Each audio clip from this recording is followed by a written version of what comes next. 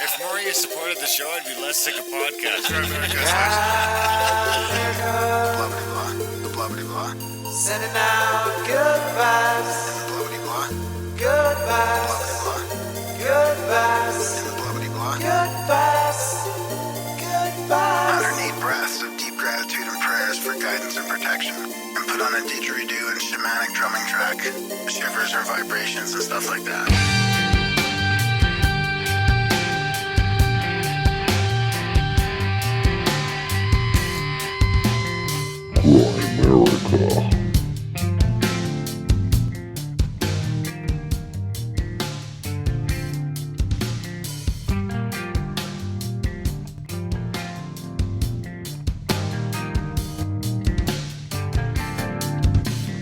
Okay, guys, welcome back to the Grand America Show. Coming at you this week. Again, I think John Kirwin was on this show too. I think we had him on twice before, but I thought one of them was outlawed, though. Grand America. Well, I think one was outlawed. Yeah. It was on this one once before. So John Kirwin is back to talk about more Bible stuff. He says it keeps changing. They keep adding stuff. People want to skip ahead of that. Of course, there is always a timestamp in the show notes to skip Head to that from this. Head to that from here. There'll be a timestamp in the show note. Take it right to the interview. You can skip our lazy ramblings if you so be fit and just not support us or whatever the fuck you want to do. Or you can listen to the ways to support us, maybe support us. And all that fun stuff that we do in the intro. Also, just to mention, there is some spots on here where his internet goes out. So he ends up calling in. So there is a bit of a gap where Darren and I just fill the air for a bit, and then he comes back and uses his phone from then on, and we finish off the episode on his phone. So I wonder if he's close to the storm. I don't know. The audio is good when he's there, but it got a bit funky for a while there.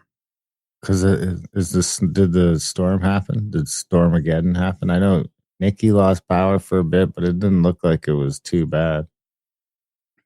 I'm not sure. It's been nice here. I mean, we've been having a great winter. Hasn't really got lower than the -20s. It's going to be above zero again all this week. I don't know what was happening on social media, but people are freaking out about storms. I'm like, why are you freaking out about storms? They're not. This is just normal. It's a normal winter thing, but now all of a sudden everything's all like orange flag in Saskatchewan, and everybody's all upset because of the states, I think. So then everybody gets in a tizzy up here. No, the ice is trouble. That's really the main thing in there is the ice. Remember what happened in Montreal? There's no difference here, though. It's just there is. We don't get it. We don't get it. Like when they say the ice, it's with they're talking about like the shit that happened to Montreal. Remember Montreal? Yeah, but that's not what people are freaking out locally. Oh well, they're just pussies. I mean, let's be honest. No, it's the weather apps and the media, social media. Everybody's got all this. You know, it's the viral social media. Speaking out about the storms, getting on all the Facebooks and the Instagrams and all that. Just figured out that people click on it. Is part of it. And the other part of it is you just got to remember the hundreds of thousands of new Saskatchewan people that don't know what winter is. So that it needs to be like upgraded from them. So it's like all these storms that used to be a here are now just a here automatically because of the retardation of the populace. They just don't get it. It's like, it's snow. You know, you just have to really hammer it home. I constantly go to the example of seeing trucks in the ditch in the winter, and the dudes that get out are wearing sandals with no socks on, and it's Canadian winter. You know, you're not comfortable. You'll figure it out. This isn't fun for you. Maybe it is. I mean, do you think he has boots in the back or something? Yeah, probably. You'd think it's not worth putting them on yet. Well, it is more comfortable driving in your sandals and your shorts. Is it? This from Piss Jug Dunlop. I don't think I'll take any road tripping advice from you, buddy. Anyway, I did get. I have been enjoying that sauna you mentioned. I really like it. I'm doing it too regularly. It gets pretty hot, eh? You put it on 3, it gets pretty hot. It has to be on 3. Yeah, you have to max it out. Yeah. Yeah, I'd agree with that. You have to max it out, otherwise. It's I mean, the first time I think I put it on 2, but now it's just always on 3. Go in there, sweat it out, get out. I do about 20 minutes. Yeah. Yeah, 20 minutes gets you pretty good, pretty cooked in there. And it was cheap. Oh yeah, I mean, you can't go wrong for what, $280 or whatever it was, or 300. Yeah, it was something like that. It was pretty good. I mean, if you're in the States, it's probably only $200. Yeah. Yeah, we're talking about like a little tent sauna that's like it's got a steam kettle in it. It has a diffuser inside, so it fills your sauna pretty quick. I mean, once it boils, it probably takes 15 minutes to start, so you got to turn it on about 50 minutes ahead of time. And then you can't burn yourself if you're not paying attention. Oh yeah, your foot you can't touch the diffuser, like it's hot. Yeah, it's like boiling steam. So yeah, you got to really watch the foot because yeah, it'll fuck you up. And the chair's pretty tiny. I can't sit on it regularly. I have to turn it and sit on it like over, on an angle. I have to keep a towel on the chair all the time too, just because I do sweat a lot. So I don't want it soaking all into the chair. So there's a plastic thing for your phone, so you can see through the plastic, and it's on your phone's on the outside. The pocket is on the outside of the tent, and you just slide your phone down there, and you can just watch and listen to your phone while you're in there. I understand the concept. I just put the phone in the bag and bring it in there in case I don't. I want. Oh my god! You bring the phone in the sweat? Well, yeah. You don't? No, there's a pocket outside for it. You're gonna ruin your phone. Why? Because it's 170 degrees and steamy in there. Why put it in a bag? So it's not steamy. It's just 170 degrees. But I swear my phone gets hotter when it's on the dash of my truck sometimes, or when it's out on in the summer when it's out on something. Yeah, that's true. Sometimes it's got to be fucking 200. Well, we had phones shut down when they're too hot there. They still do, I think. And then when they're too cold, they just die. They die fast, yeah. Yeah, mine died on the other day when I was ice fishing. Went right from 25 to like 2, just like, pow, done.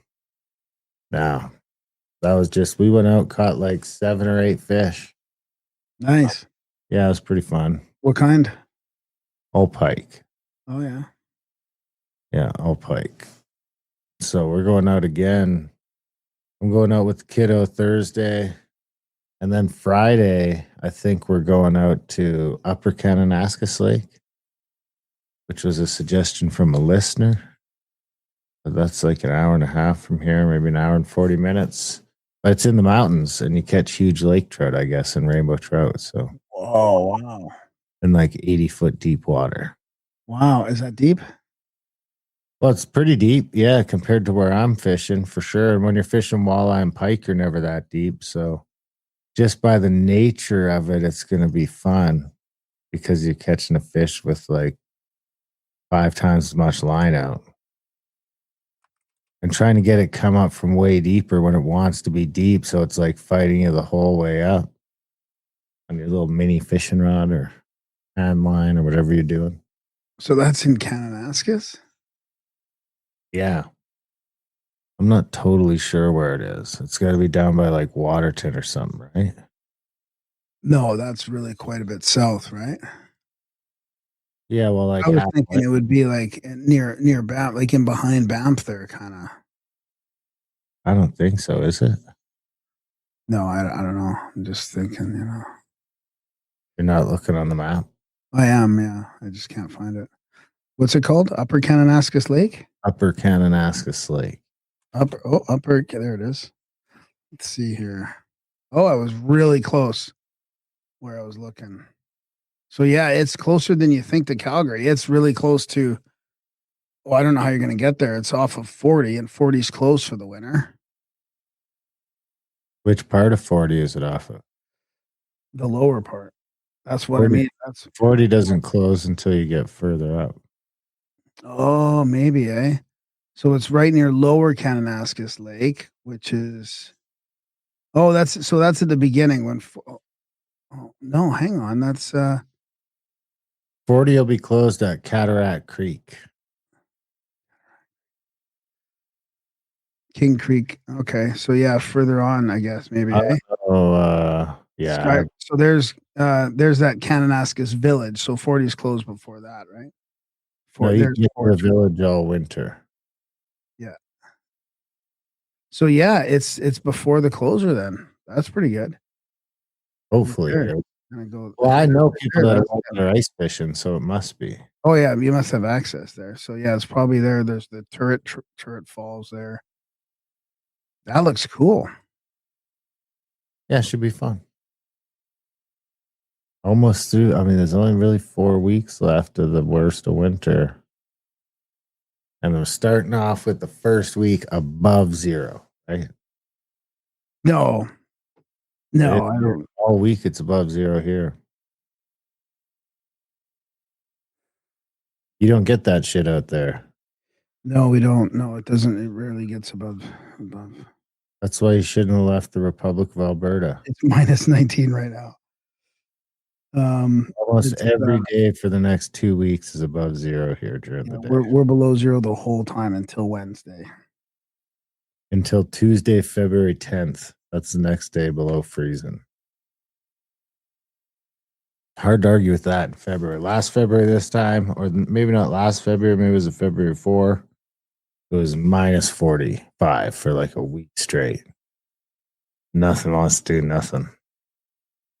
I haven't had much trouble with the truck either. It's been pretty good. Yeah, hopefully this is it. 4 months. Mount Joffre. I'm sure I've done that, Mount Joffre. I'm sure I've hiked up that. You ain't done shit. like to the top of it? When I used to trail run. You went to the top? Yeah. Well, maybe not the top. No, you just ran around Mount Jeffrey. That's what I'm saying. It might have been Mount Elkin. It was one of those around here. Or maybe it was Mount McQuaig. Might have been that one, yeah. Some good trails around there. Back in the days when I used to enjoy running around. Now you're a hockey player again. Enjoy skating around. Yeah. Did you go to another lacrosse game? No, but I'm gonna. And there's the Blades too. It's the junior hockey. I didn't realize it was the major junior in Saskatoon. Did you know that? I don't even know really what that is. The QM. That's like the major. It's the top. The Western. Is it the WMJHL or whatever? Isn't it just the CHL? I think it's Canadian Hockey League. CHL maybe. I thought we had WHL out here. Yeah, maybe right. Yeah, I don't know, but either way, it is the top junior league, which I thought it was like junior B or something, but it sounds like it's the top one. So that'll be good. See a couple games there. But I mean, I want to go to a game in the town too here, the senior hockey in the town, and see it. It's kind of cool. Yeah, why not? Right in the town. Yeah, right here. Like all these little towns have like senior hockey leagues where it's like, it's once people are older or past junior, but they still get, they still take it seriously, and there's quite a bit of activity here. So I'd like to check it out. It'll be fun. Interesting. I was gonna go to the rally yesterday, but I didn't. But it looks like they had a good turnout. It looks like someone pulled the fire alarm. Yep, this is the Alberta Independence Rally, the Big Four. Yeah, it is heating up around here. Yeah. Gotta say, it really does feel like there's a lot of people interested. Yeah, it's gonna be get hot. I mean, we're gonna have to get pretty get some thick skin. Get ready to be called names because it's gonna get pretty nasty. We've been predicting it. We've been talking about it on our other show, Grimerica Outlawed. Not that we want to get political or anything here, but I mean, people are just fed up of Canada, so they're wanting to leave. Yeah, it's getting weird for sure in Alberta. A weird time, but it's almost spring, so who cares? Who cares about all that? It'll be spring soon. It'll be nice out. Mars will start supporting the show, hopefully. Speaking of which, there is a new way to support the show if you have made it this far. The thing is, the people that did make it this far are the intro people. But even though, what, we'll do it on the next outro. But we do have a new Spotify feed under Grimerica Inc. that sort of mirrors the YouTube feed. It's a combination of basically all the YouTube stuff. So it's got all the interviews and from both shows, Grimerica Outlawed, all that. Oh, I should. All the old shows, but it's all without intros or anything. So it's just like a pile of that, and it's getting uploaded with everything eventually. I think there's almost 300 in there now, going up at 8 a day. And if you listen to it on Spotify, it supports us. So if you're a premium member and you watch their videos, but they'll just Spotify just turns the video into an audio file. If you want to just listen to it, you just swipe it over. And we get paid per hour, a minuscule amount. But if enough people are doing it, then it adds up. It's definitely more than YouTube pays. So that's like honestly the best way to support the show. And a good way to share the show, maybe for people that can't do the intros or don't really get it. You just throw them this, and there's a list of hundreds and hundreds of some people you guys probably don't even know we've had on, honestly. So do you have a link? I should put a link in the show notes, like at the beginning of the show notes. Like there's a thing that says support the show directly in every show notes for this. And then I have the Grimerica CBD, grimerica.ca/support, which is how you can directly do it. There's Patreon, Grimerica Outlawed, which is our other show. So do you know what the actual link would be? Well, I just sent it to you in the chat, but I could probably make one that's easier. Grimerica.ca/Spotify something. Okay. Oops, I just closed it down. Yeah, but why don't I just put this in for now?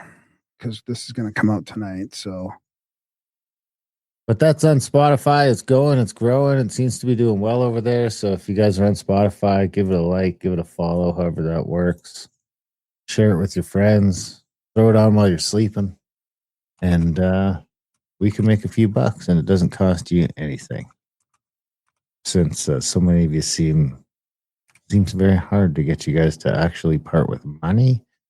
Maybe you're already parting with money for Spotify, and you can just recycle us into that deal somehow. So we get paid a couple bucks too. Everybody wins. We were doing our drive, right? We're trying to get everybody who listens to the show, which is lots, to sign up for $1 a month. And they get a noble. They get a noble title with that too. They get a noble title with that. So we didn't get too much action on that. Again, it's not we're definitely not getting the virality that you wanted. Yeah, it's not being received even, really in the slightest. But we do want to thank Rod K, who came through and signed up $4 a month. So he made up for 4 of you fucks. Thanks, Rod. So thank you. Noble Roddy. And Saul Sellers comes in at $3, so he made up for 3 more, you bozos. Thanks, Rod. Thanks, Sal. This has to work. You guys are gonna have to sign up for $3 or $4 a month now to make up for the people that just can't be bothered. They just can't be bothered. $1 a month is too much. That was Saul, right? Saul? I think it's Saul. Saul Sellers. Yeah. Thanks, Saul. Awesome. Better call Saul. That is a big help.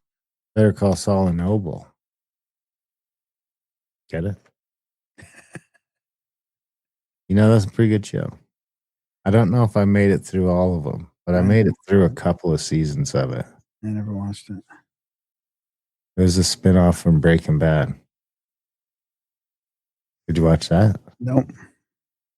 No, I never got into it. I know it's so good. People loved it so much, but I never got into it. What did you get into? Game of Thrones. Yeah, but back in those days, I don't think I got into anything really like that. I mean, The Wire comes to mind. What are you into now? I've been watching the Pendragon cycle from Daily Wire, actually, just to see how they're competing with Hollywood. Like, kind of like, not that I support Daily Wire. I mean, Shapiro is, whatever. He's a show for who knows who, but what?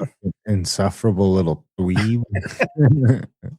I don't want to be name calling or anything, but anyways, they are like making movies and series that, non-woke sort of, I'd want to see how those were going to compete with Hollywood. So this is about like Pendragon. There was in Atlantis.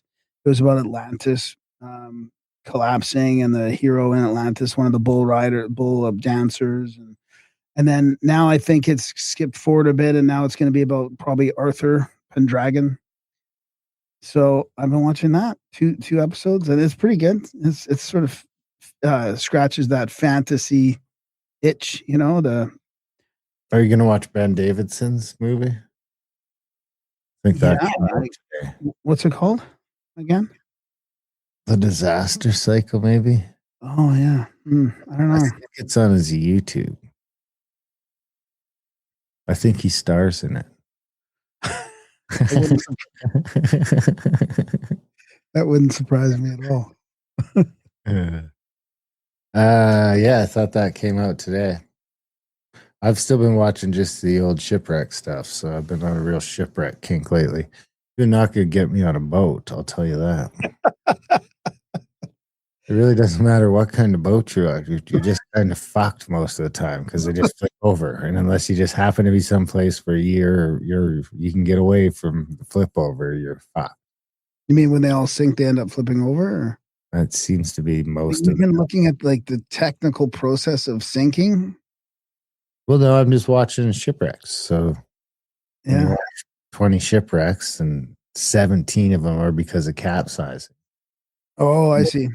And then you can see that you're not going to fucking get out of that. If you're down inside something and it flips over upside down, and now you have to like kind of work your way out of here in the dark, in the water, backwards and up, and while the thing's also sinking down. So it's like this weird reverse gravity effect. It's fucking nightmare fuel. Yeah. And then when you do get out, I watched the one last night, was that ocean rig that went off the coast of Newfoundland, and like all 100 dudes died. No way. They got into the lifeboat even, but they still fucking ended up dying. Like, but even because the water's so fucking cold. Wow. In the Atlantic? In the Atlantic. Yeah. It was like storming. They couldn't get him in the boat. They almost had him a couple times. And this fucking, at least in a plane, it's just like, bam, you're fucking dead. It's not like you have to float around in the ocean and slowly freeze to death. Well, I saw this. I was watching the one, and they're looking for the dude, right? And they find this suit. They find the recovery suit. They go down thinking it's from this container ship that flipped over. And it's like this old decomposed body that just was like floating around until it died. It's like the wrong one. So. Well, did you see that video going around on Instagram with those two guys or three guys that took two cars filled with foam, and they just went down the Atlantic? They just went across the ocean. I don't know if it's the Pacific or I think it was across the Atlantic Ocean. I'm not. They just drifted, like they drifted in these cars. They had tents on top and they were tied together, and they just spent like, I don't know how many months it took them just to drift to Europe or wherever they landed. And two cars were home. What? From where? From North America. And they didn't freeze to death? No, it must have been in the summer. They look pretty like sunburned. Yeah, because if you did that up in the North Atlantic, you'd fucking freeze to death. There's just no way you could ever keep warm in that instance. I don't see how. I mean, what it really seems is if your motor stops, you're fucking in big trouble if your motor stops working. If it's calm and shit, you're fine. But if it gets windy and wavy and your motor's not working, you're in big trouble. You ready for it? They're the Autonauts. The Autonauts? The Autonauts, yeah. I also watched the thing where the guy was going to sailboat around the world by himself, and he didn't even get far, and he crashed into something, and he ended up spending the next 72 days on a raft, drinking rainwater and piss. Wow. Yeah. Well, so this is weird, eh? Like, this is what it brings me to. Come on. So, Autonauts Atlantic crossing. So, in 99, the Italian brothers Marco, Mauro, and Fabio, along with a friend, Marcolino, crossed the Atlantic Ocean in two foam-filled cars, an 87 Volkswagen Passat and an 81 Taunus, Ford Taunus. That's what I took. That's what I drove down to Greece from Amsterdam in 1990. The Ford Taunus. They sealed the vehicles, filled them with polyurethane foam for buoyancy, and sailed from the Canary Islands to Martinique, a 5,000-kilometer journey that took 119 days. What did they eat? Sea foam versus floating cars. Now go up and click on the link. What on that one? Yeah. Yeah. What did they eat? Wops. Oh, see, this pops up. No, I can't get it. This is that stupid thing. Oh, it's paywall. Unbelievable. Okay, maybe this one works. Oh, come on. Oh, can you play that YouTube video? What happened? Where'd it go? I don't know. Oh, it's so frustrating, all these websites. I mean, no wonder it's just, how do people look at mainstream websites? I don't get it. So yeah, I can't. Looks like he has a fishing rod there. Yeah, they did catch a fish at one point, but I don't think that's how they actually. Imagine some dude cross the Atlantic in a car and you end up dead crossing in a fucking 1,000-foot long container ship. Worry about your luck, buddy. So they supplemented with fishing, freeze-dried food, and they supplemented it by fishing and plankton. Plankton? Yeah. They had to rely on compact, long-lasting provisions, and they preserved their initial food supplies by catching fish and gathering plankton, which also provided essential nutrients. Do they have any shark encounters? Oh, fishing became a daily necessity to avoid starvation, especially after their radio failed and resupply was impossible. Encounter any sea monsters or sharks. Yes, they narrowly escaped a large shark while swimming between the two cars. Once I barely escaped being lunched for a huge shark while I was swimming between cars. While they did not encounter any mythical sea monsters, the presence of sharks, along with risks from storms like Hurricane Emily and near collisions with oil tankers, highlighted the dangers they faced. Their journey was marked more by isolation and mechanical challenges than frequent wildlife threats, but the shark encounter remains a noble moment of peril.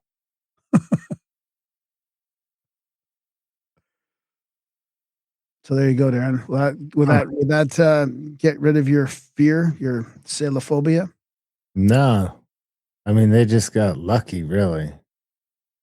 You got to imagine that if they would have encountered any sort of real weather, they would have been in real trouble. And imagine just the two guys sharing the top of a car. So they're basically on the hood and the roof under a tent. On top. Remember in The Life of Pi, and they were eating each other. Yeah. I wonder if that crossed their mind. It's good thing one of them wasn't named Richard Parker. Never go out to sea with a guy named Dick Parker because he'll eat you. Did Richard Parker usually get eaten, or did he get? No, he's the one that got eaten. Or was there always just a Richard Parker involved? No, I don't think. I think it was to the point where the Richard Parker was the victim or the one that got. Are you asking how many times has Richard Parker been eaten at sea? At sea. We did an episode where we brought up this Life of Pi stuff with Richard Parker, and there's this weird synchronicity type thing with being named Richard Parker and being caught at sea and then being eaten. And then because people were talking about eating Dick, right? Eating Dick Parker. I think we came up with that. Oh, maybe, yeah. I think that was us, yeah. Wasn't Life of Pi's name Richard Parker too? The guy it was based on, maybe it was based on that, or are you not getting any answers there? Or? I'm doing other stuff. You can find out about Life of Pi. So the ChatGPT says fictional Edgar Allan Poe's The Narrative of Arthur Gordon Pym of Nantucket features a shipwrecked sailor named Richard Parker, who was killed and eaten by his shipmates. In real life, in 1884, in the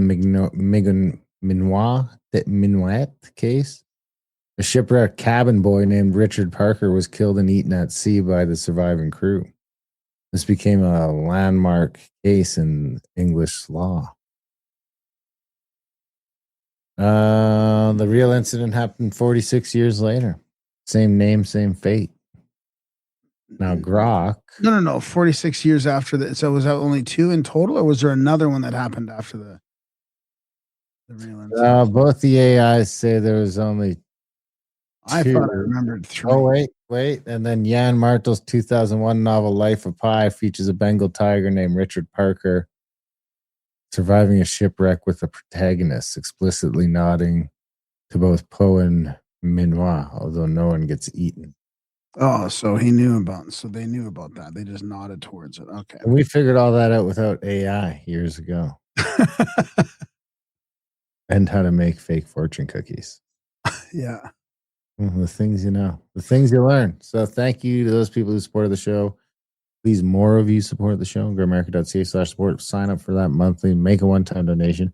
If you can't do that, just share the shit out of that Spotify stream. And that's really the best way. What we're thinking is to get the people that just could never figure out the podcast thing, couldn't figure out the players and the apps and the this and the that. Just send them the Spotify thing. They're already on Spotify, probably. So this is a good way to get the show out to those new people that haven't listened. They don't have to get to know us. They can just start listening to crazy, cool conversation.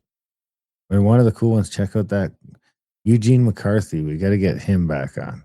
There's a Eugene McCarthy, I think, that was talking about hybridization and the monkeys fucking pigs and all that crazy stuff that makes a ton of sense. And then there's like the Dave Bryan one. I haven't even put that one up yet. There's the Dan Carlin, Stanley Krippner, Dennis McKenna. You name it. There's another like a Don Oscar Casada or something like that. Yeah. Some real bangers. Check it out. Support the show. GoAmerica.ca/support. Check out GoAmericaOutlawed.ca. Check out contact@thecabin.com and check out adultbrain.ca. Other than that, or do you have to do the bio still, right? Yeah. So John Kirwin, he is a pastor, theologian, and he's interested in joining for a live stream regarding the discussion of these supernatural Bible changes. He's also a writer. He's written The Mandela Effect, Supernatural Bible Changes, and the Doctrine of Preservation of Scripture, and the Conspiracy Theorist Survival Guide. That's what we talked about at one of our earlier shows with him. And he is at alteredbible.com or wakeuporelse.com, and his email. And he is, let me just go back to my show notes here quickly. He is doing a Christian fellowship for truthers. If you're interested, wakeuporelse@proton.me is his email. So just as a little teaser, the last couple shows to come out on that Spotify back catalog feed. This will be a fun little segment to do because it really is a blast from the past. One is electricity in ancient Egypt with let me guess. Something Brown. James Ernest Brown. Was that the electrified sperm one? Yeah, that was amazing. Yeah, I mean, he might still be onto something. That's probably going to age pretty well. And they all aged pretty good, I would say. And then the other one is Master of Reality and Super Relativity. Who's that? Is that let me guess. That's the simulation guy. Mark Fiorentino. Oh, okay. Oh, you found that one. Yeah, I found it. It's more like anywhere. Nassim Harriman style. Yeah. I mean, it's a good thing we backed that stiff up because Rockfin just fucking deleted it all. So all that content would have been lost to time. Yeah. Now it's there. I mean, that's some content there that's not really anyplace else. We haven't inserted any of those into the podcast feed. That's something to think about if we ever run out of episodes. If we ever need a week off. Here you go. Because it's still some bangers. I mean, I went through and pulled all those old Grimerica Goes Deep episodes and inserted all of them into there. That was like Cometon and his weird little religion he made. Oh yeah. Good, you're putting those in there too. Remember the three It's legs? not a little religion. I mean, that's like cosmic. Well, why don't we have a religion? I mean, this guy must be fucking rolling in the support. And remember the three-legged stool guy? How the Earth actually heats and cools? Yeah. I've been thinking about rewatching that. It's been a long time. I can't even, like you do so many shows, they start to compound on each other. But anyway, check it out. Most of all, guys, enjoy the chat with friend of the show, John Kirwin.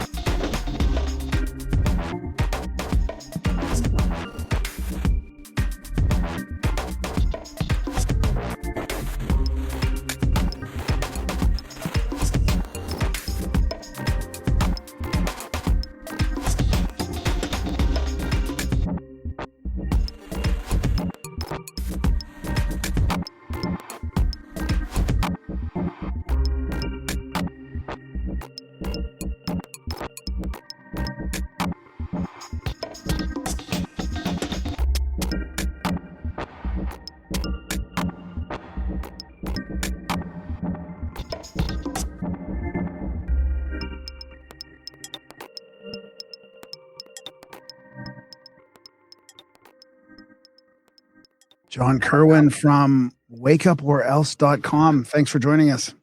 Excellent. So great to be back with you guys. It's been That a while. is still your website, right? Yeah, wakeuporelse.com and alteredbible.com is my other Oh, website. I like that. I mean, you blew us away last time with this stuff because the mind-blowing part about it is when you accept it that there's something to it, the implications are so huge. Like that's the part to me that's like, yeah, it's almost you can't even comprehend the implications, Right. It's pretty wiggy. It's very conspiratorial. We're talking about the Mandela effect. It's far-fetched. I don't know the terms you want to try to use to describe it. Exotic is a term that I use.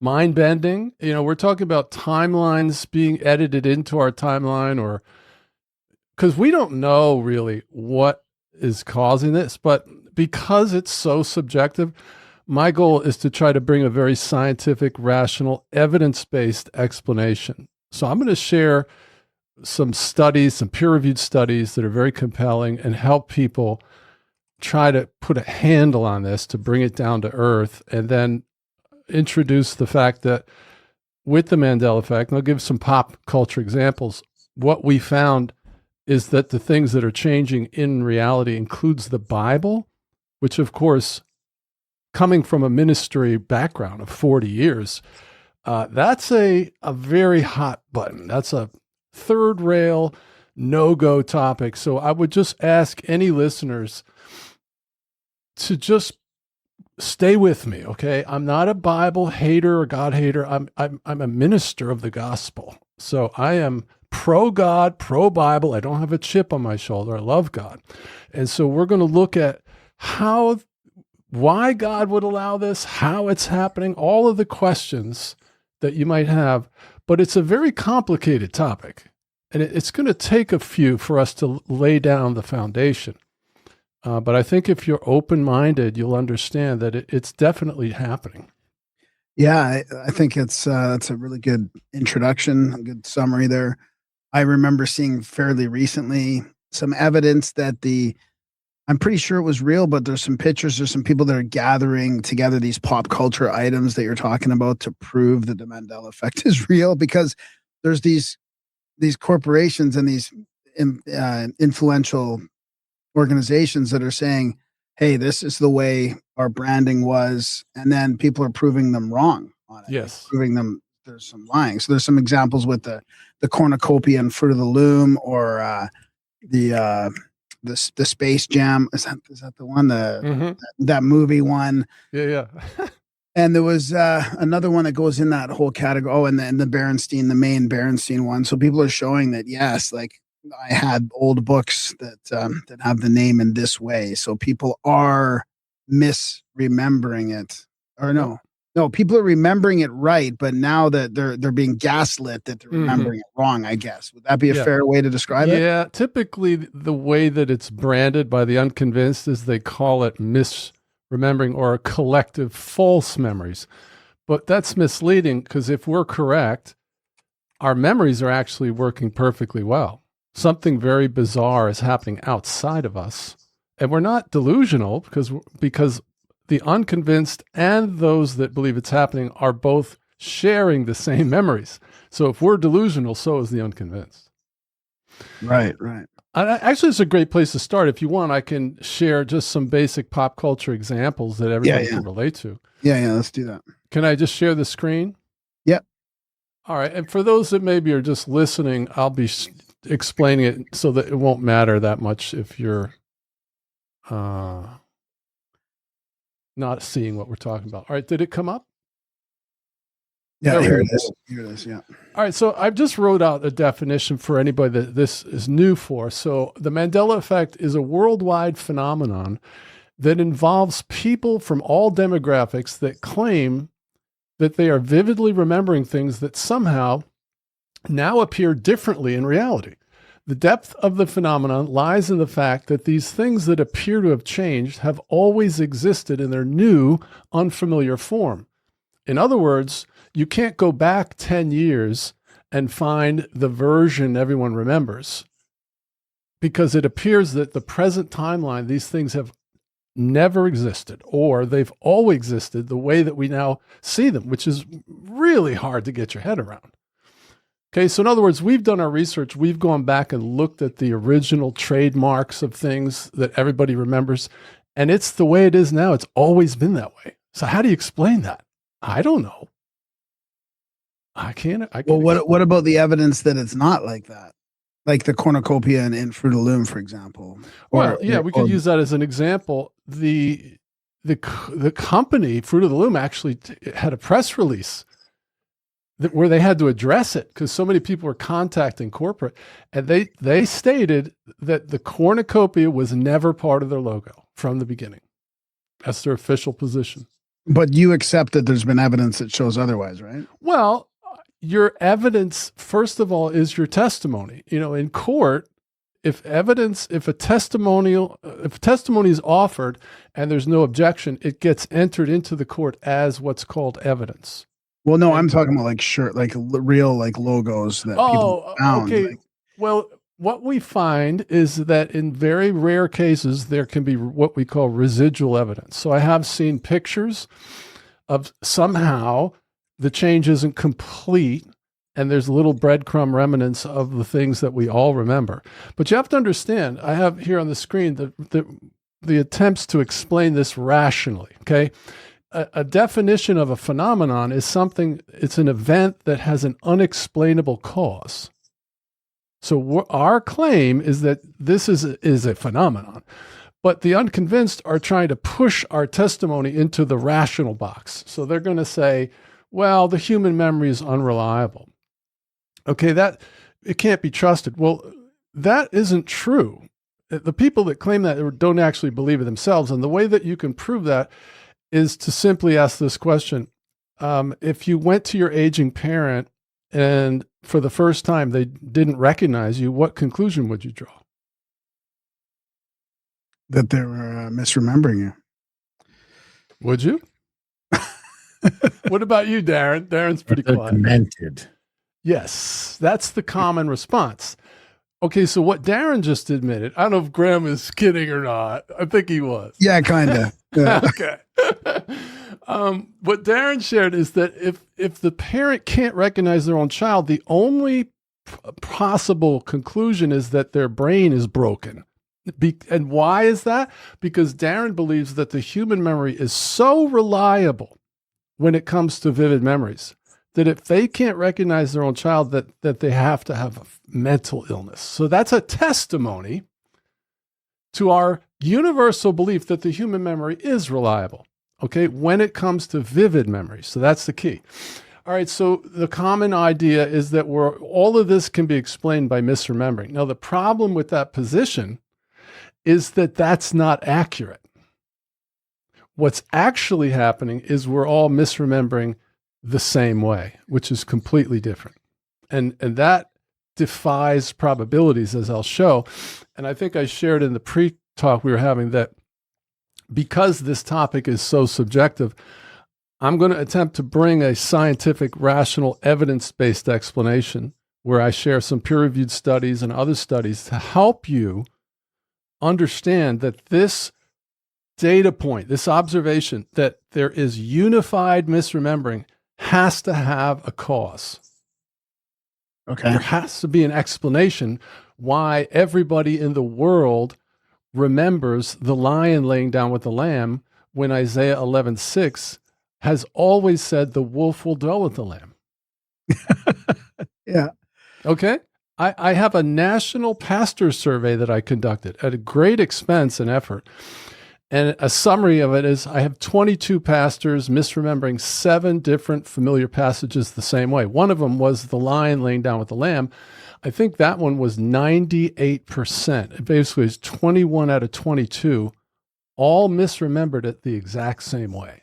Wow. That is statistically impossible by chance. That's a great way to do the scientific evidence on that one because you're connected to those groups and you get these surveys. Right. So when you have the biblical explanations there on the screen, is that the of the Bible references of the Bible examples, or is it a different way to explain the whole phenomena? Well, again, folks are searching for a rational explanation because nobody wants to believe that the Bible is being fiddled with, right? Because that's an offense. It assumes that God's been overrun by the devil or God is going back on his word or that the Bible doesn't teach what it means. And, we'll hopefully get to that. But what that kind of sentimental response is insinuating is that God isn't the one calling for this. We know the devil doesn't have that much power, but God is the one, as you can see in the scripture, that's actually initiating this as a judgment. So that changes everything. But I don't want to get ahead of myself. Let's just do some pop culture examples. This one, of course, is very familiar to a lot of people. This Disney movie, Snow White and the Seven Dwarfs, and the witch is in front of the mirror, and she's saying blank, blank on the wall, who's the fairest of them all? And anybody can do this. You can go ask 100 people, and pretty much all of them, unless they're living under a rock, will tell you what? What do you remember? Yeah, mirror. Right. So often people will try to suggest the implanted thought idea to explain this entire phenomenon. They'll say something like, well, you're confusing the Monopoly guy with the Planters Peanut guy because the Planters Peanut mascot guy has a monocle, right? And then the Monopoly guy used to have a monocle. Now he doesn't, right? Okay, so here's the problem with that. That idea is plausible, but you would have to find a surrogate for each one of these hundreds, if not thousands, of Mandela effects. So in other words, in this one, is there a movie out there where there's some woman standing in front of a mirror saying mirror, mirror? No, it doesn't exist. So there is no Planters Peanut guy for the Disney movie. You follow me? Yeah, totally. Yeah. Right? So implanted thought isn't the reason. So there has to be a way or a reason that memory got into everybody's memory. And again, if it's just because the human memory is fallible or they're confused by different misquotes, that would prove our point. Because if what you're saying is true, what the unconvinced is saying, everybody would be misremembering differently. Wouldn't you agree? Yep. So it's the unified... Or there'd at least be a couple different versions of it. I mean, there'd be a couple catchy versions, like maybe, I don't know what there'd be. I mean, Mirror Mirror is a pretty good one. Here's another one. This is pretty familiar. What you see on the screen here is Cliff Notes or Cliff's Notes. Which one seems more familiar to you? I don't know what the fuck those are. So. Okay. Cliff Notes for me. Cliff Notes. Graham says Cliff Notes. That's what everybody remembers, but it's never been Cliff Notes. Yeah, get the Cliff Notes. No, it's always been Cliff's Notes. That's a good one, yeah. All the way back to the original trademark, which is really a mind blow. How about this one? Oscar Mayer or Oscar Mayer hot dogs? I think Oscar Mayer. Mayer? No, Meyer. What about you, Darren? I just know the song was Oscar Mayer. Yeah. I don't know how they spelt it. But is the song still Oscar Mayer or is it Oscar Mayer now? It is. You know, it's for a lot of people. I think it was Mayer, Mayer. Anyway, let's go on. Here's another one. You remember the old Smithsonian? What do you call it? Smithsonian. I think that's it. Yeah. It's a place. Starts with an I. Oh, Institute. Institute. Do you agree, Darren? Yes. Okay, it's always been called the Smithsonian Institution. Now, people are just fighting me. You're listening to me. You're just fighting me. Oh, well, people get mixed up. Okay, but the problem you have is if people were just mixed up, they wouldn't be misremembering the same way. Here's whiteout on the left with an E, and the way it has always been on the right, whiteout, W-I-T-E, I'm sorry, and then W-H-T is how everybody remembers it, but it's never been W-H-I-T-E. No, that can't be right. Cheez-Its or Cheez-It, which one do you think you remember? I think it's Cheez-It. Cheez-It on the right? I swear they were called even something different than that when I was. We're all different. I used to love those things, though. I used to eat a lot of those. I think it was Cheez-Its. That's what most people remember. That's what I remember too, with the ITZ. And it's always been Cheez-It. Now, I will point out something very bizarre about this. This experience is not perfectly unified. So what we call this are time tributaries or reality bubbles. So this is how this works. We rely on something called, oh gosh, I'm having a brain block, where everybody sort of remembers the same. Consensus, okay? However, what we found is that within consensus, you can have one person that has this anchor memory of something different, where they share the majority of memories, but this one thing, it's different. So, for instance, one lady remembered having this debate in Bible school about the wolf dwelling down with the lamb like 30 years ago. Everything else she remembered being the same as us, but that one thing she was adamant about. So somehow, with these twisting timelines, you can have like what we just had, where Graham could actually remember it as Cheez-It and not just be misremembering. That's exactly what he remembers. Well, you know what? I almost have to think about this because I never liked those. I never had them. I never was really encountering. I never really saw them. So they're really like, as far as these other things go, like this is just not in my atmosphere. Right. Yeah. I mean, I'm sure I've tasted them along the way, but so that might make a difference too, because it's just never really, it's never really been there. Yeah. So maybe that's why Cheez-It comes to mind, And so, Grand Central Station. Yeah, Grand Central Station is what Darren says. What about you, Graham? Yeah, Grand Central Station, yes. Yeah, and it's always been Grand Central Terminal. Nah, well, there it is in Wikipedia right there. And what you find is that there's always a little bit of a plausible deniability built into these changes. So you might find that in the very beginning, it was called Grand Central Station or something like that. There's always enough plausible deniability where if you really want to not believe it, you can. Yeah, and then the Grand Central Station one, the other one is that's a one that's specifically where like slang could sort of take it in, where the other examples, slang doesn't really fit them so much. Right. All right, here's one. Which of these Ford logos do you remember? I don't know this. I don't know. Yeah, a lot of people don't know this.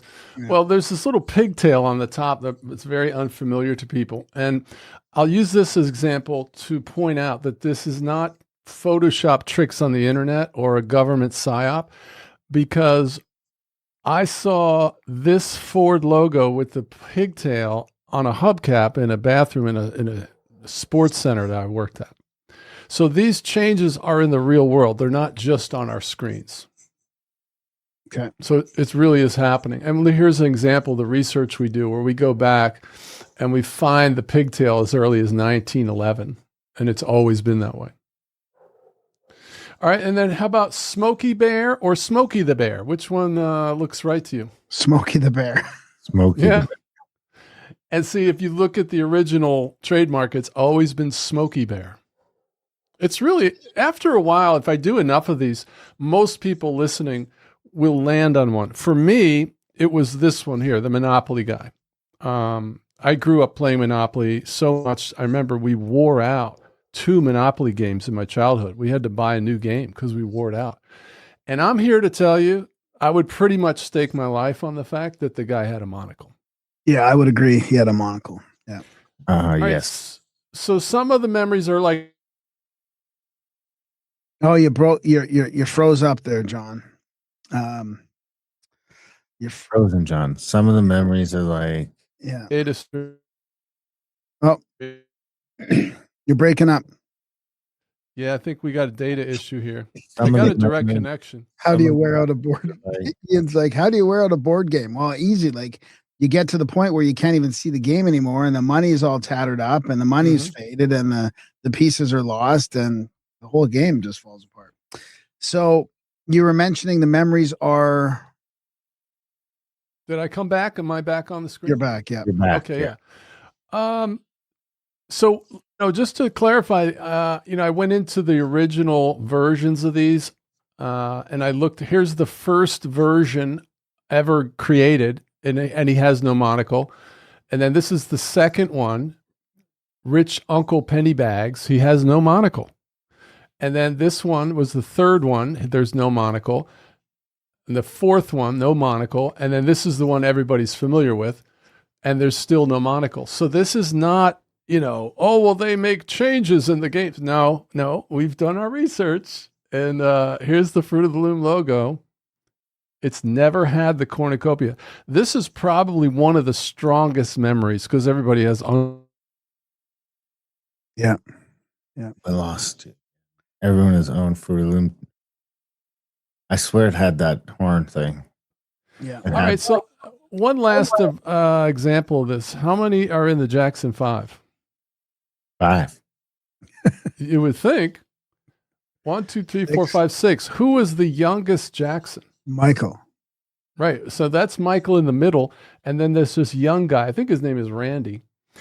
Now, I did the research. Okay. So I know around 73 or whatever, they created the Jacksons because they left Motown or whatever. And that's when this guy started Hey, supposedly. wait, is Randy Jackson the American Idol one? I'm not sure, but look, I found this picture. This is when they're like teeny kids, and it's 6 of them. He looks like he's the same age in all those pictures too. It's like Here's a picture with 6 of them, and this is what really did it for me.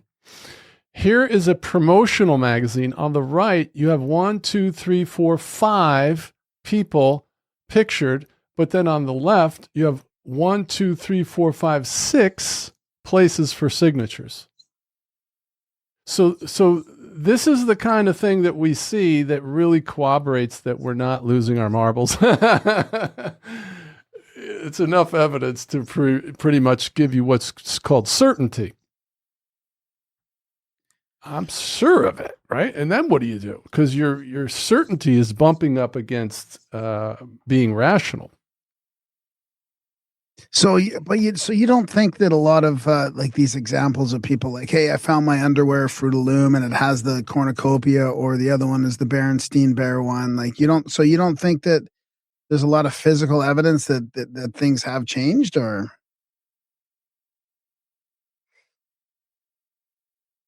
Oh, he might be frozen again. Yeah, I seem to be having a data issue. I apologize.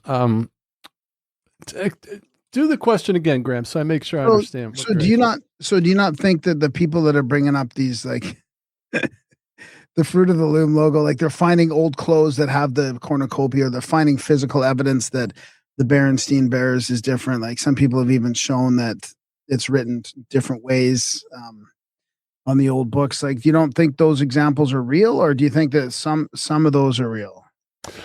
Oh no, we do find, like, I have a picture of a Hallmark card, and it's got the logo for Hallmark and Disney. So you got two transnational companies branding this product, and it went out to market, and it has the picture of the witch on there in front of the mirror, and the caption is "Mirror, mirror on the wall."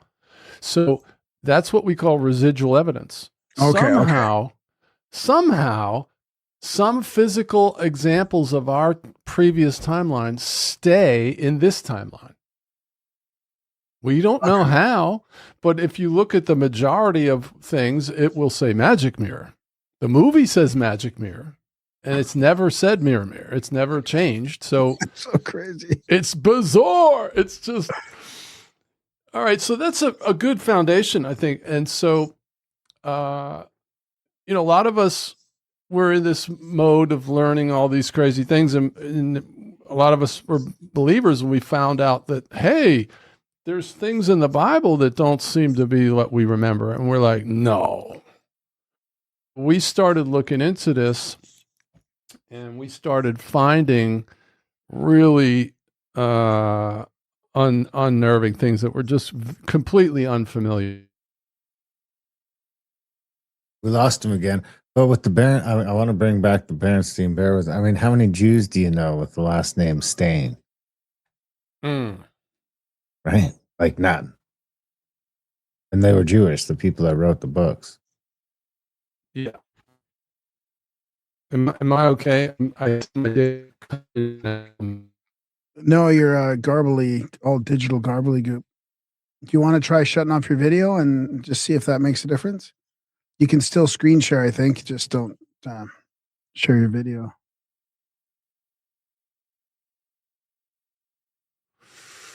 You're back. Yeah, try shutting off your video for a second. See if that makes a difference. You know what? I'm not sure how to do that. If I Okay, just click the video. Do it. Oh, right. No, I can't. There you go. How's Yeah, that? let's see if that makes a difference for a couple minutes and see. All right, super. I'm just trying to think of where to go next with this. If I show some examples from the Bible and then kind of explain why this can happen, because people are really offended by this suggestion. Yeah. Let's do some Let's do some of those main examples and leave the blanks there so that we can fill them in for you. And all right, yeah, we could do that. And I'll give you ones that are universal, so that these will be in every Bible. They'll be in the King James, and they'll be in every Bible. So this is in your Bible. And if you guys aren't familiar with the passages, that's okay. But I think I'll be able to get some of them for you. And like, if I went to like Internet Archive right now and picked out a King James Bible, and like, we could even prove it, right? Oh yeah. You'll be able to look all these up. So the first one is a lot of people remembered us when God he went to kill the firstborn of Egypt when he was judging Egypt. Do you remember who went in to kill the firstborn? No, that's getting pretty deep. Something went in to kill the firstborn. It was the death angel, is what most people remember. And no, but it wasn't. It's now always been the Lord went in. All right. How about remember when Noah sent out the dove, and then the dove finally came back with something in its mouth? Yes. Twigs? Mm-hmm. No. What do you remember? Wasn't it an olive branch? An olive branch is Genesis 8:11. Right. And now it's always said he brought back an olive leaf. Now that's one. We got Darren to say olive branch. And what I want you to know is, if I can get these guys to misremember 5 of them the same way that all of humanity does, the chances of that happening is 10 to the 19th power. It's 1 in 10 quintillion that it happened by chance. All right. And so, let's see. All right. These are 2 King James ones that are very familiar. Matthew, blank, ye be judged. Okay. You got to say the beginning part again, or say the whole thing again. Yeah. Judge not, blank, ye be judged. It's King James language. Lest. Best. Okay, say the whole thing. Judge not, lest ye be judged yourself. Perfect. Would you agree, Graham? Yes, 100%. Okay, that's 2 because the King James Version of Matthew 7 has always said, judge not that ye be not judged. Okay. Fuck, that's Now, so I want the listeners, though, to resist the temptation to try to suggest, well, what difference does it make? Yeah. They still mean the same thing, okay? You don't want to go there because we're going to be rational. We're going to use this observation of unified misremembering to prove that this is really happening. We finally got Ian in the chats with one too, because it looked like he was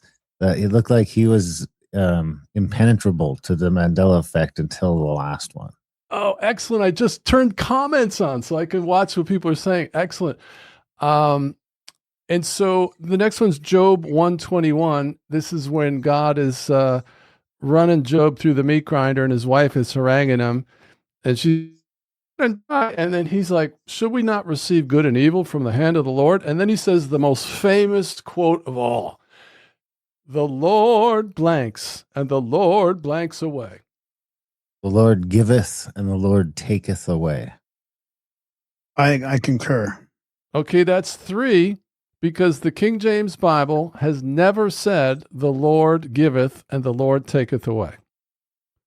And if that doesn't knock you off your chair, then I don't think. What does it say? It says the Lord gave and the Lord hath taken away. Oh, jeez. You can't even get the words out of your mouth. Yeah.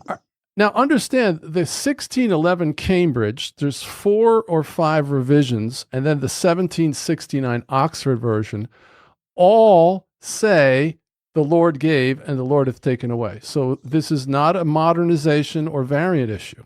Yeah.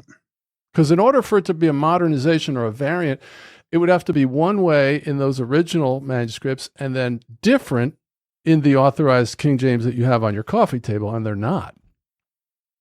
So what you just saw is 1, 2, 3. I just need 2 more to make my point. I already gave you who laid down with the lamb. I'll use it again, even though we talked about it, because I know you guys remember the lion, right? Do you guys remember? I might not remember the exact details of this. All right. Well, I won't use it then. I won't use it. All right. Do you remember when Jesus made mud out of spit and then he healed the blind man? I think so. Maybe. All right. Let me try another one. Do you remember? We're not the most religious up here in Canada. Jacob wrestled with somebody all night.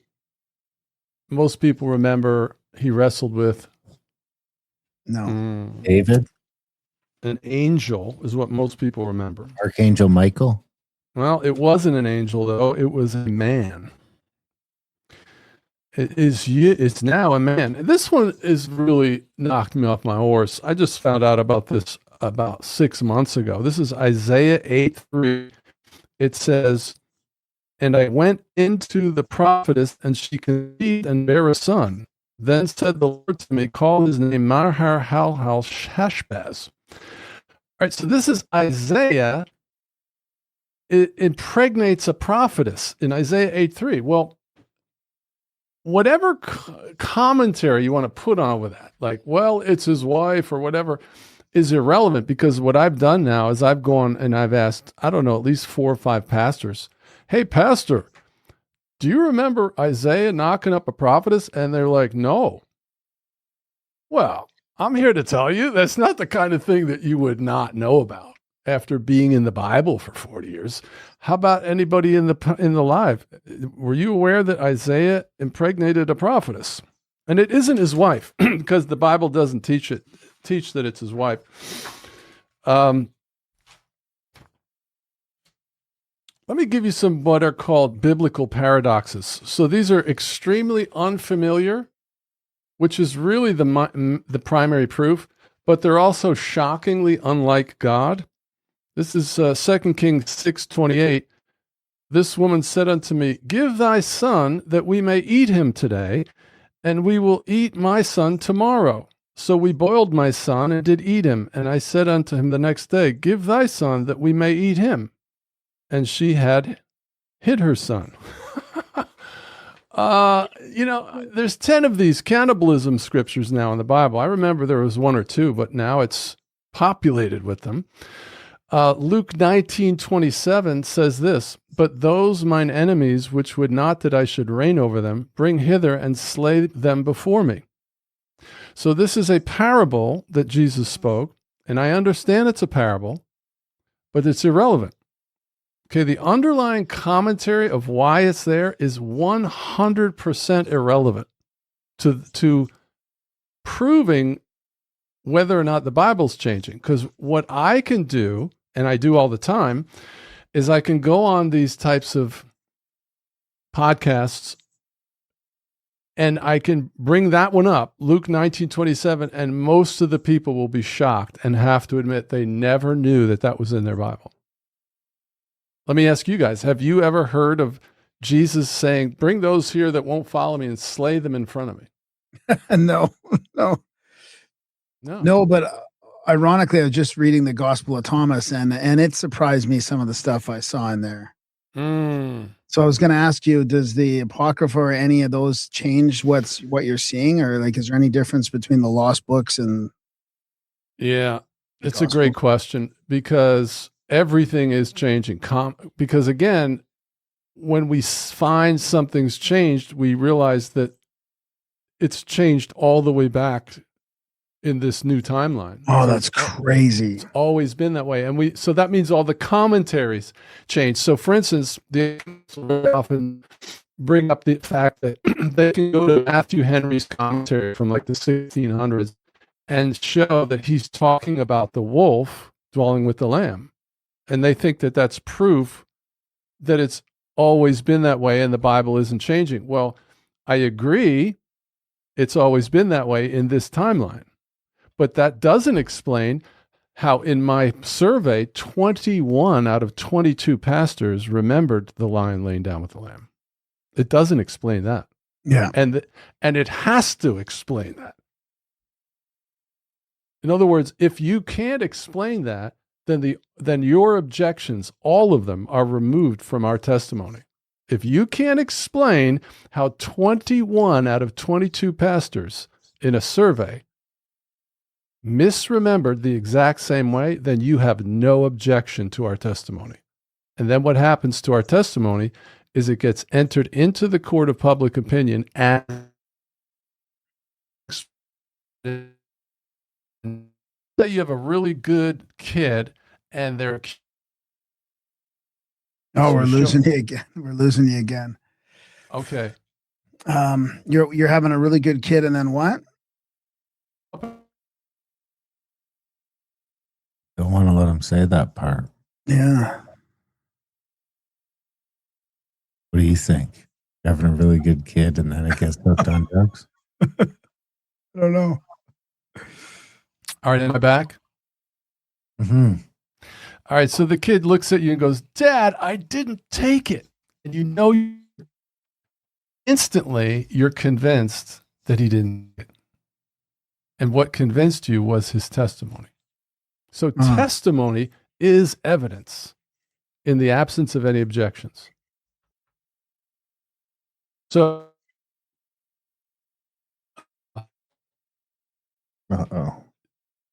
now I'm still here. So what we did in the survey, let me just jump to the survey, because this is the meat and bones of this. What we did with our survey is we went out to I bought a database of several 100,000 pastors' emails, and I sent this quiz out to them, and I got to take the quiz. I got 28 respondents. Here's the list I bought. It's $3,800. And we sent it out, and they took the quiz, and the result, here's the question. This is the Lord giveth and the Lord taketh away. 21 out of 22 clicked giveth and taketh, just like you guys did. Sure. 0.6 the same way. That's a cause. Now, understand in our Uh-oh.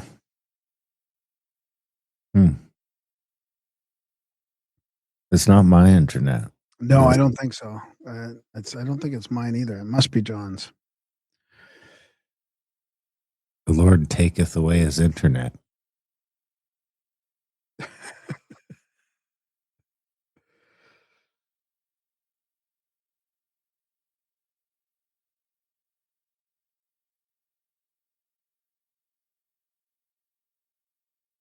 stopping me. Oh, they're back close.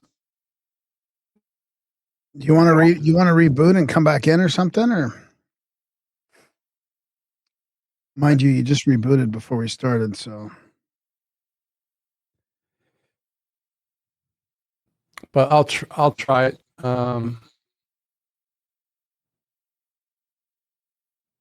Let's see. Did it come back on? No. Right?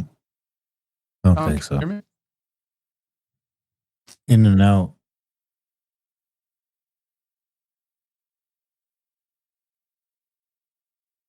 Oh, and there he goes. There he goes. Well, I've got a couple from the Gospel of Thomas I wanted to read to him. Well, But I read don't them to me. read them to you. Did you know that apparently, so at the very end, 114,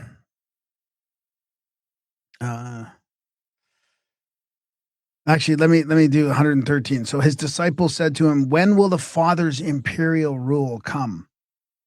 It will not come by watching for it. It will not be said, 'Look here' or 'Look there.'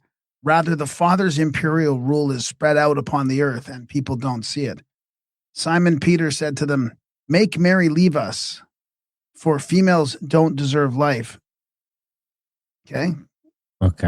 That's Jesus said, "Look, I will guide her to make her male, so that she too may become a living spirit resembling you males. For every female who makes herself male will enter the domain of heaven." Huh. So you got a transition? I don't know. I mean, I wanted to know what John thinks about that one, because I remember last time we were talking, there's some weird examples. I mean, that does seem to be the transition they're leaning into the most. Just they want the girl to guy. Here's another one. Jesus said, "Perhaps people think that I have come to cast peace upon the world. They do not know that I have come to cast conflicts upon the earth. Fire, sword, war. For there will be 5 in a house. There will be 3 against 2 and 2 against 3, father against son and son against father, and they will stand alone." Against who? I don't know, but isn't that trippy, eh? That he's gonna. Who's Tom? I will give you what no eye has seen, what no ear has heard, what no hand has touched, what has not arisen in the human heart. The disciples said to Jesus, "Tell us, how will our end come?" Jesus said, "Have you found the beginning then, that you are looking for the end? You see, the end will be where the beginning is. Congratulations to the one who stands at the beginning. That one will know the end and will not taste death."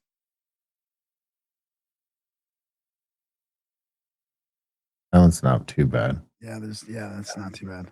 I like the tranny one the best. Yeah, that's a good one, eh? Do you think John's coming back? I don't know. I mean, his internet is really nasty. Like, that's not very good at all. So I don't know. What do you think we should do? Who wrote the Gospel of Thomas? Thomas. I thought it wasn't Thomas. Why? I thought it was a pseudonym. Oh, well, no, it says, "These are the secret sayings that the living Jesus spoke, and Didymus Judas Thomas recorded." Oh, look, I think, is this John in the chats? Oh, yeah, it's got to be. Imperialism is a word newer than the date of the Bible. What? Interesting. Did I say imperialism? No, he did before he got cut off. That was the thing. in the Bible. He says Ezekiel has porn.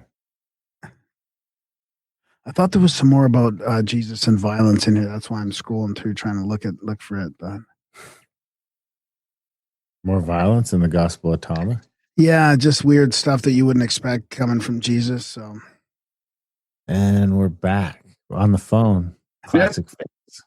Yeah, I totally abandoned the computer because Verizon, not my internet is very intermittent, so it's not going to get any better. So, is this working okay? Yeah, it is. Yeah. So, John, I mean, I don't want to interrupt your thing about the study, but since you can't share your screen anyways, yeah, I was just reading Gospel of Thomas. So I don't know if you heard me say that. Did you hear me say that? I didn't. So there's one I wanted to, because I just finished reading it, and I remember I was saying like some of these things I didn't think Jesus would say, but there's one here at the end that says, Simon Peter said to them, this is the very last one in the Gospel of Thomas, make Mary leave us, for females don't deserve life. Jesus said, look, I will guide her to make her male, so that she too may become a living spirit resembling you males. For every female who makes herself male will enter the domain of heaven. Right. Well, my first reaction is it certainly doesn't sound right, but I haven't really read the Book of Thomas, so I can't really respond whether it's changed or not. I'll tell you what I do know. I've had several listeners post from Iran and Middle Eastern countries telling me, yes, the Quran is also changing. Wow. And I've heard some mullahs talk openly about the fact that the Quran is changing. So everything in the realm is changing, and we don't really understand how or even why, but we are confident that we're not misremembering because of the studies that I just showed you. I started to prove that we're not misremembering. We're misremembering in unison. There's a couple of studies. One is Lotus and Pickerel, and another one is Wade and Gary. They showed the average amount of misremembering in a group is about 25%. So if you get 100 people that see a car accident, you might have 20 or 25 that'll misremember basic details. Okay. But what my survey showed is a 90% misremembering, which in and of itself is a phenomenon. However, what I also showed is that the misremembering is unified. So now you have a whole nother level of complexity that needs an explanation if you want to be rational. Now, I back that up with a peer-reviewed study called The Visual Mandela Effect as Evidence for Shared and Specific False Memories Across People. It's quite a mouthful. This was done by Dispari, Prasad, and Bainbridge, and it's peer-reviewed, and it was actually published in psychiatric journals like Sage Journal. And this data backed up my numbers. Their findings were about a 10 to the 14th power as well. That the people misremembering they call it the visual Mandela effect, which they define as highly correlated false memory. And they didn't really come up with any explanation for it because they're not conspiracy theorist types, right? They just verified that there's a phenomenon that's outside of chance.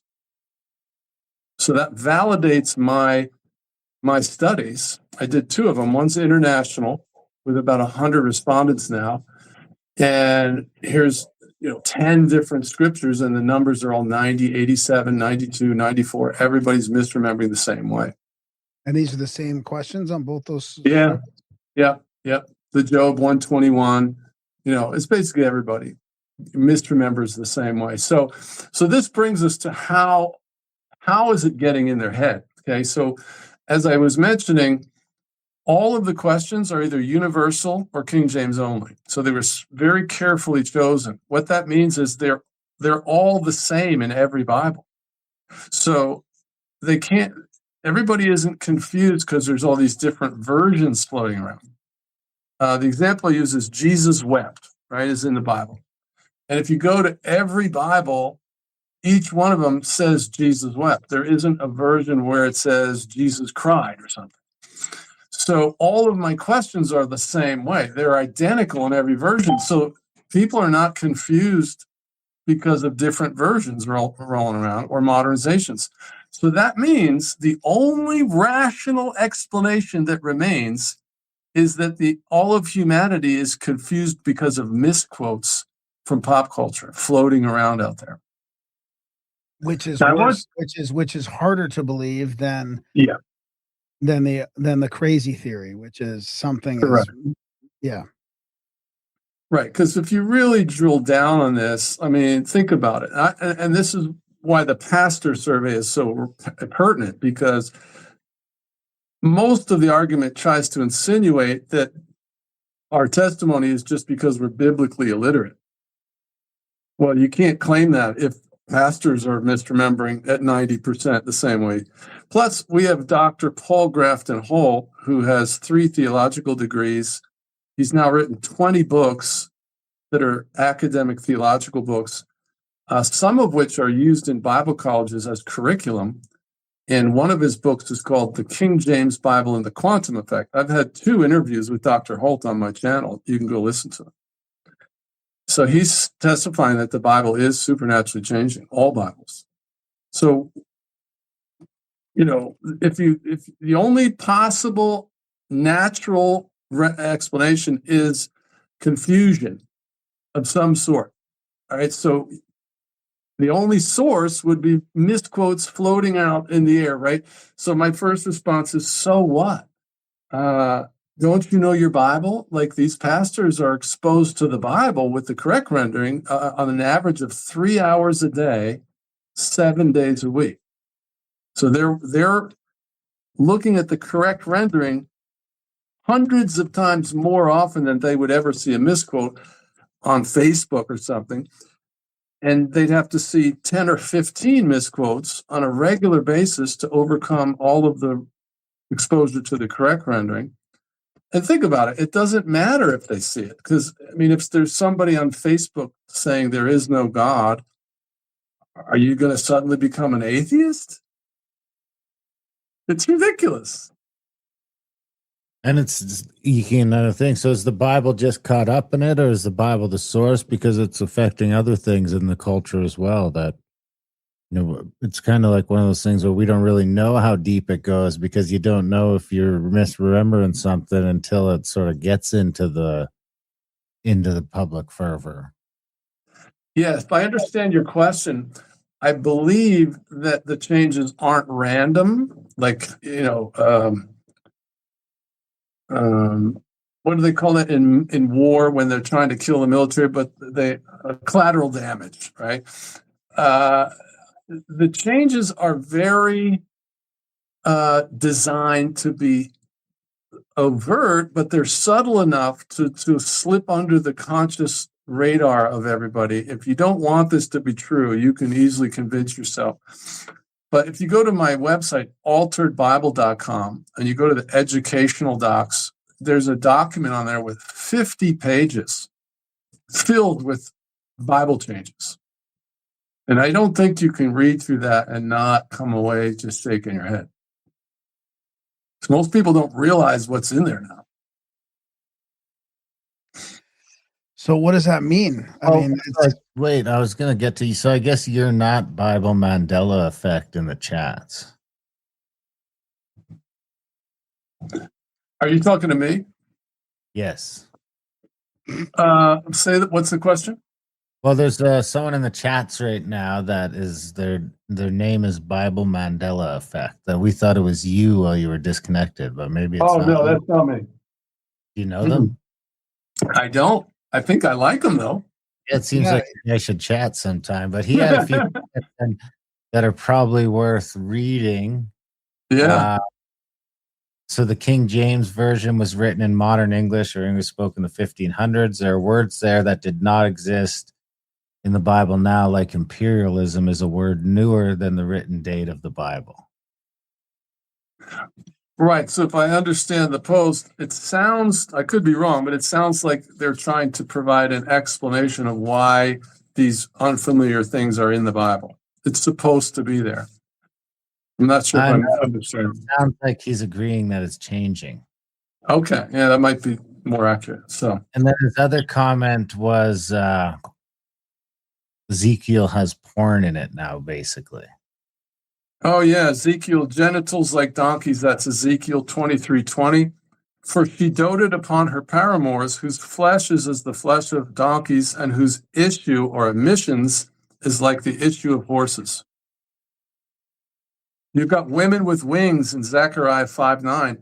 Then lifted I up mine eye and looked, and behold, there came out two women, and the wind was in their wings, and they had wings like the wings of a stork, and they lifted up the ephah between the earth and heaven.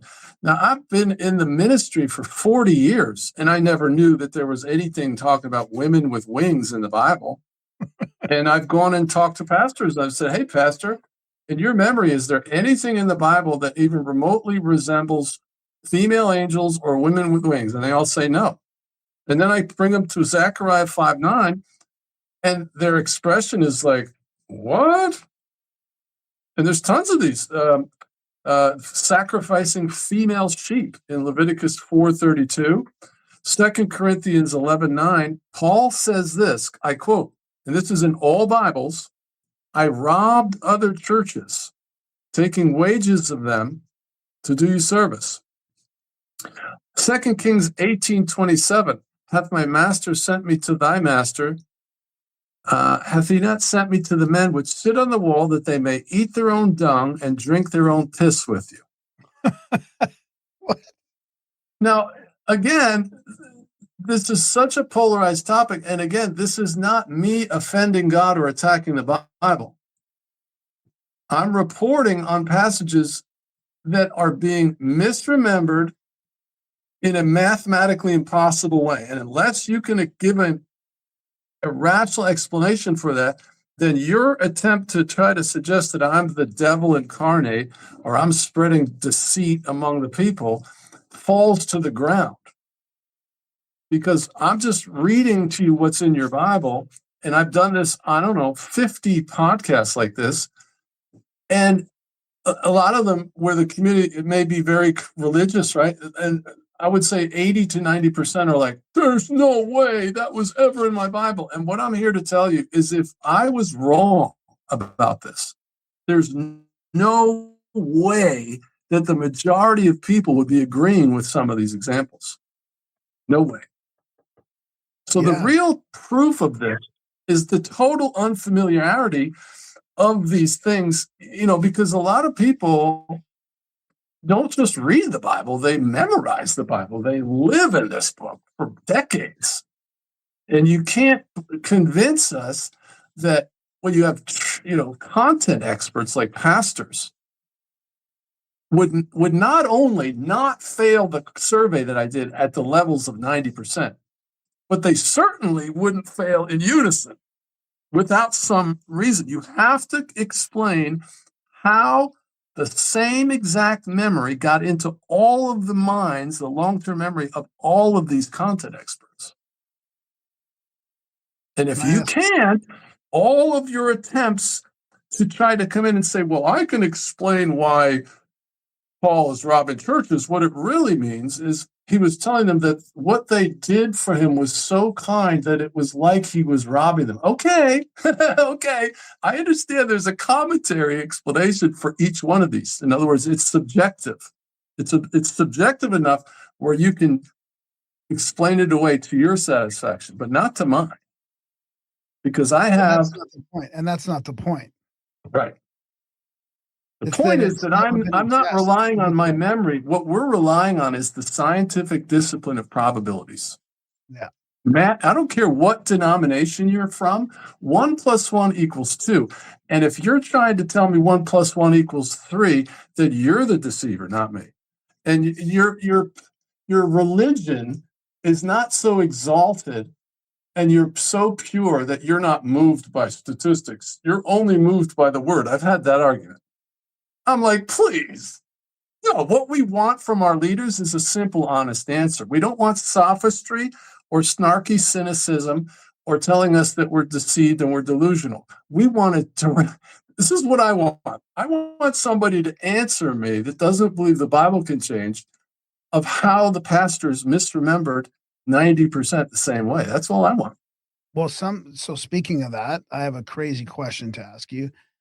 Has anybody in sort of any kind of official capacity, maybe from the Republicans or influencers with a lot of followers or Trump's cabinet or anybody, because this stuff has gotten pretty viral, the Mandela effect.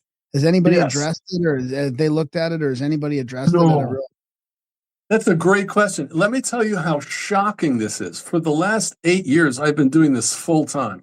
I've done over 200 videos that are long form.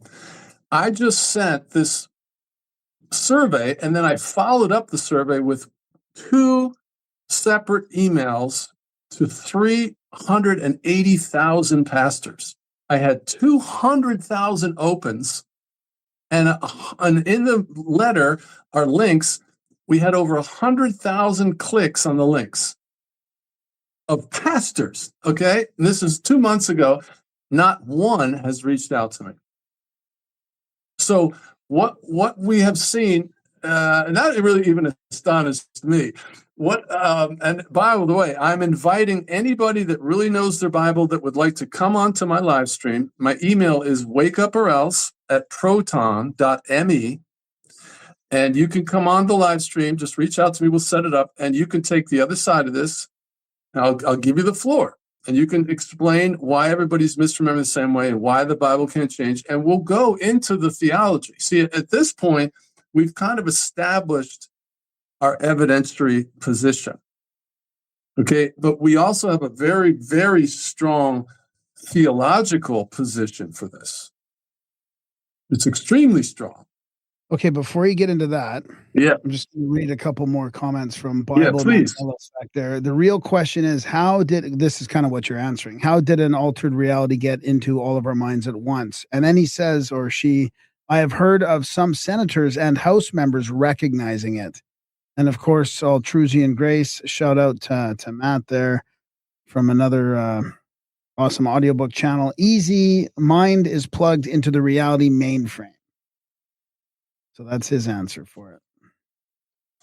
The only really objective evidence comes from Cliff High, who created the WebBot. I don't know if you guys are familiar with that. Yeah, we've had him on the show before. Yeah. Okay, cool. He's brilliant. He's a brainiac, IQ off the charts, and he created this WebBot. He was trying to get an edge on trading stocks, and he's a linguist and a programmer. So it went out to the internet and it found people's conversations, and then it analyzed it. And it came back with suggestions. Well, it started predicting the future. So I watched some of his predictions 7 years ago, and they came true. And he was freaked out by it. Well, long story short, he pointed his WebBot at the D-Wave computers. There's several of them around the U.S. And his WebBot found that there was a much higher concentration of reported Mandela effects in and around the D-Wave computers, geographically. Whoa, what? Right. Well, it gets better, because then he explains how the D-Wave works. So they have this qubit system, which instead of ones and zeros, there's 4 different positions. It relies on superposition, where a particle can be at 2 positions at the same time. And so they're going down and depositing the question in the dimension of the quantum level. It's like a different dimension, right? And what happened though is that people would walk by the D-Wave, it would trigger it, and it would turn off.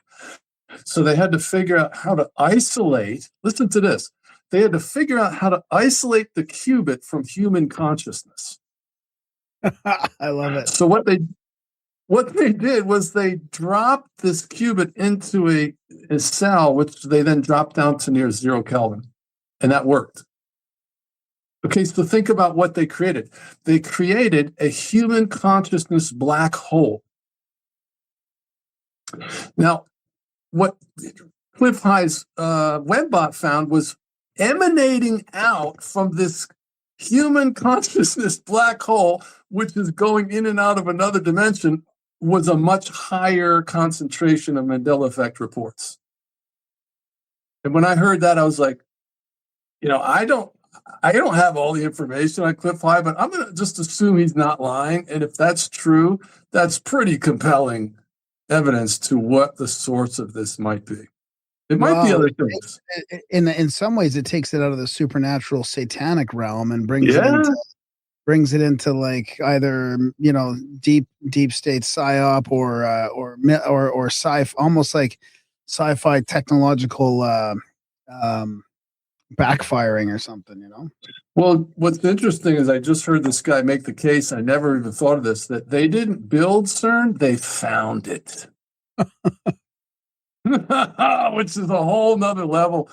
And CERN is surrounded by occult stuff. Their logo is 666. Their mascot out front is Shiva, the goddess of destruction. They built it. It's built on top of an ancient temple to Apollo. And of course, if you look at Revelation, it says that a key will be given to the angel, and he will come down and he will use the key to open the bottomless pit. And guess what comes out of the bottomless pit in the book of Revelation? Apollyon. Apollyon? Apollyon is the name of the devil that comes out of the pit. So we believe the key is CERN, and it was given to man by the fallen angels to open up the portal. That's why I tried to tell my kids when I would be watching the superhero movies. I'm like, hey, that's real, that portal with the demons. They would like, oh, be quiet, Dad. Oh, yeah. It's so crazy they also ask, have you seen the movie The Book of Eli? The main character is trying to deliver a Bible in a land where the Bible doesn't exist anymore, just like this. Yep. And at the very end, when they read it, like he starts dictating it, he says a Mandela effect. He says, in the beginning, God created the heavens and the earth. And of course, King James changed to heaven. So just a little, what do you call it when you hide things? Easter egg. Easter egg. Yep. So has that evidence changed your hypothesis about what's creating it then? The whole CERN thing and the whole qubit thing? Or? I think it's a combination. I've seen a lot of research to indicate that the occult relies on the supernatural and technology combined. So I think there's been a lot of occult rituals that have been filmed outside of CERN. They made a video called Symmetry, which is the most demonic thing you'd ever see. It's full of imagery and dancing and just weird. Nothing like you would think would come out of a scientific institute like that. Look it up. It's on YouTube. It's called Symmetry. Yeah. It's totally bizarre. So, the problem, I saw one person quote in your chat, no Mandela effect has ever really affected my life. Well, the Bible changing is probably one of the most important events of the entire church age. Because the whole religion of Christianity is based on this book, right? And what I'm in this 9 years now, providing a biblical analysis of the Mandela effect. And what I can tell you is that I can send 400,000 letters to pastors. Half of them open it. Another half click on the links, and none of them say a word. That's bizarre. Yeah. That's just a trolling comment, anyways. I mean, of course, it does matter. Of course, if this is these mysteries I think they're important. Yeah. Right, because the pastors are dragging this Trojan horse into their pulpit every Sunday, not even recognizing it. And there's very often listeners will tell me, I watched my pastor quote it from memory as he was looking at his Bible. He's reading it the way it is now, but then he's quoting it from memory differently. And that really irks a lot of people.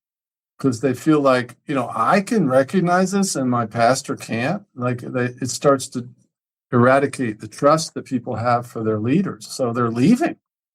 They're peeling off and they're joining YouTube ministries like mine. So I guess the other thing to mention would be there's some other some alarming changes that these aren't famous quotes that everybody kind of knows, but there's some stuff that seems to kind of fit into our modern culture war with sexuality, violence, stuff like that is more about like people like you stumbling upon it, knowing that like, hey, I would have remembered this phrase or I would have known that this was here, being so into the Bible for so many decades. So I guess you track those on your website too, where you're like these just anomalous sort of sentences or paragraphs that don't really belong or that have maybe been changed for some nefarious purposes. Or I mean, I think I understand your question. I think there's two types of changes. Some changes don't really introduce false doctrine or affect the meaning, like judge not lest ye be judged, judge not that ye be not judged, basically means the same thing. So it's like big deal.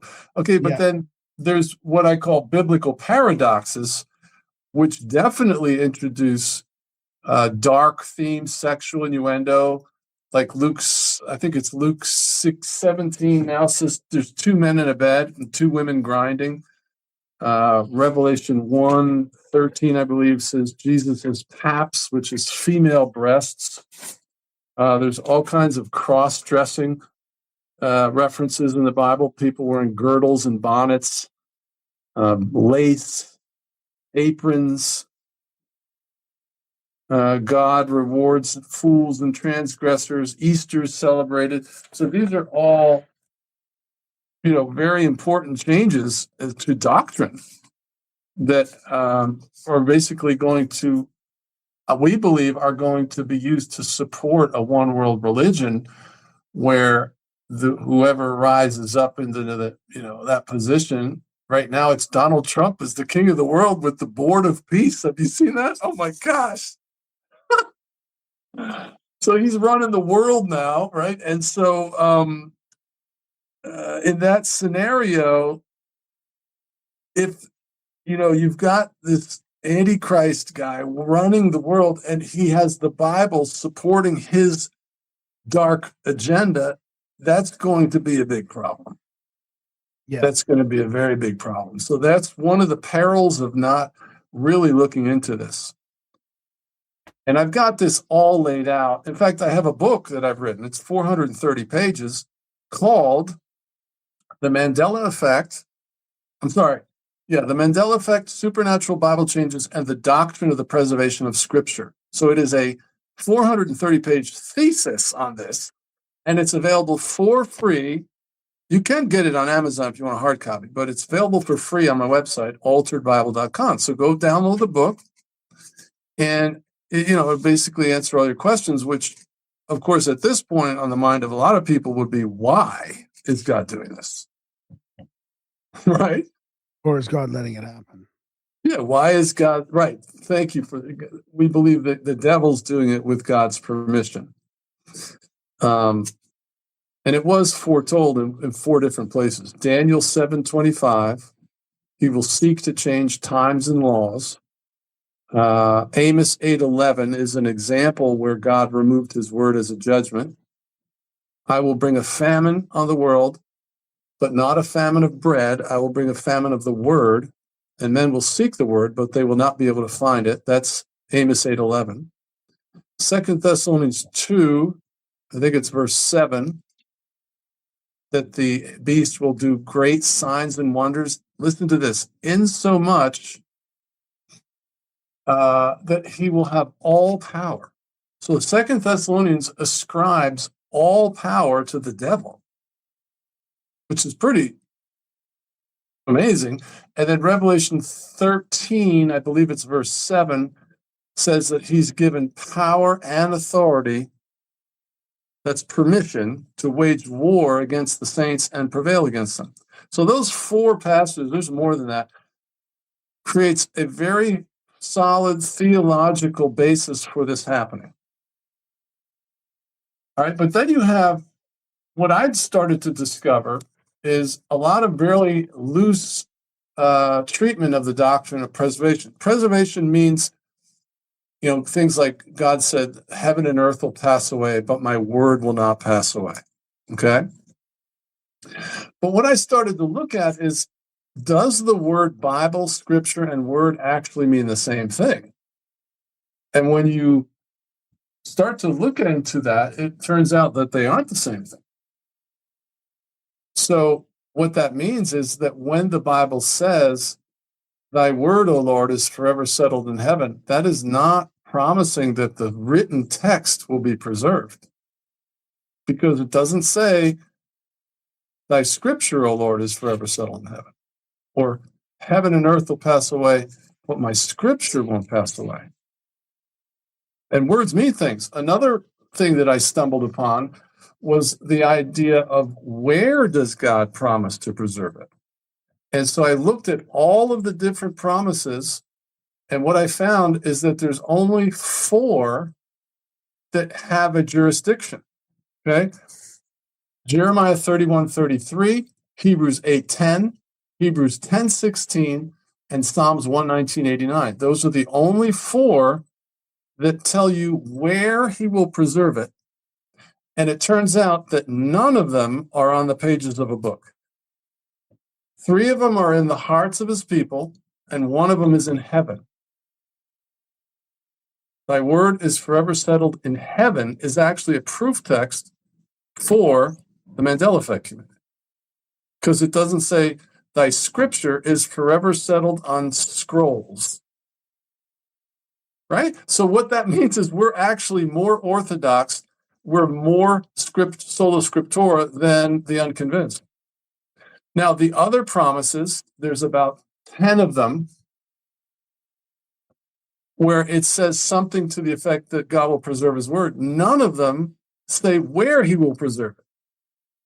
So this is a very strong evidence that this can be happening, right?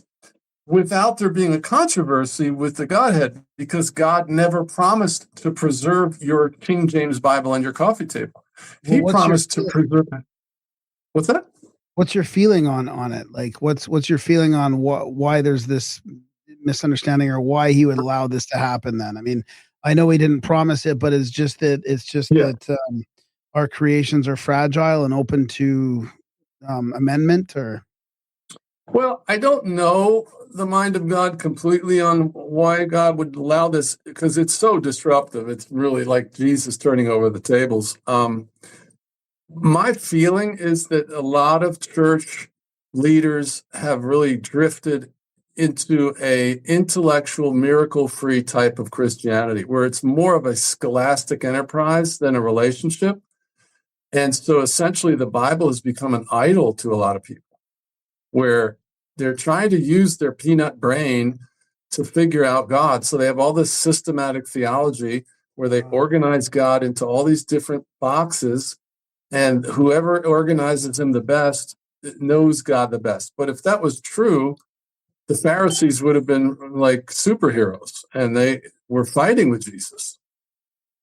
So this whole judgment, I believe, is an attempt by God to bring us back to the whole Martha-Mary scenario, where Mary wasn't doing. She was just like, oh, I love you. She was just like sitting at Jesus' feet. And Martha was ticked off. And Jesus had to be like, Mary's actually rocking it. She's doing it right. It's just a relationship. So that's what I believe is at the core of why God is doing this. He gave us the word to know him, but people actually know the book and not him. That's what God's asking you. Do you know me, or do you just know the book? Because I've met people that don't know the book, but they definitely walk with God. Yeah. And think about, we only had a Bible in English since 1537, I think, is when we got the Tyndale Bible. So people say, well, if this is true, John, how can we even have faith to trust Christ for salvation? I've heard that a bunch of times. And my question is, well, how did anybody walk with God before 1500? That's ridiculous.